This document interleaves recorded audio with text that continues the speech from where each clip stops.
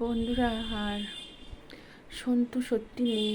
মানে ভাবতে সত্যি প্রচণ্ড কষ্ট হচ্ছে, কারণ মানে কি বলবো, ওরা তো একটা বাচ্চার মতো। মানে আমি যেদিন মালদা যাচ্ছি সেদিন আমার মেয়ে খবর দিল যে মা জানো তো সন্তু নেই।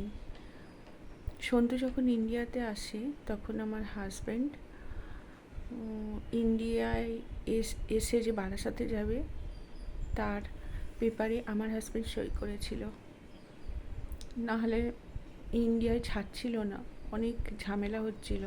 কিন্তু আমার হাজব্যান্ড সই করে সন্তুকে ইন্ডিয়াতে যাওয়ার সুযোগ করে দেয়।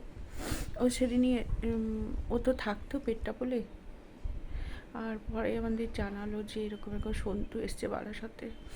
ইচ্ছা ছিল গিয়ে দেখা করি,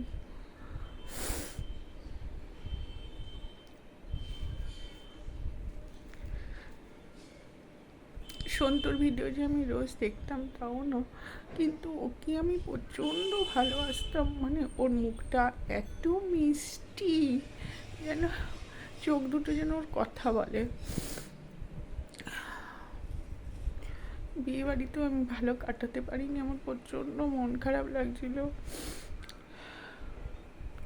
যাই হোক, তোমাদের একটা কথা বলবো, সন্তুকে নিয়ে তোমরা আর ভিডিও করো না। এটা দেখছি সবাই ভিডিও করছে, তোমরা ভিডিও করো না সন্তুকে নিয়ে। আর কারণ ওদের বাড়িতে যারা আছে তারা যে কী পরিস্থিতিতে আছে সেটা আমরা একমাত্র বুঝতে পারছি। আমরা ওর কাছে থাকতাম না, তাও আমাদের এই অবস্থা। আর ওর কাছে ওর বাপু মা, তারপরে ময়না দিদি, আমি ঠিক জানি না, বদ দাদা, যাই হোক, অবন্তী, ওদের কথা একবার ভাবো, ওরা কতটা কষ্ট পাচ্ছে। মানে প্রতিটা ঘরের মানে ওর স্মৃতি। আমি আসলে অ্যানিমেল লাভার্স, তো আমার বাড়িতেও দুটো পশু আছে। আমার প্রচণ্ড মন খারাপ, প্রচণ্ড। তোমরা ওকে নিয়ে আর ভিডিও করো না, বরঞ্চ ঈশ্বরকে জানাও যেন ও আবার ওদের বাড়িতেই ফিরে আসে ওর মায়ের কোলে।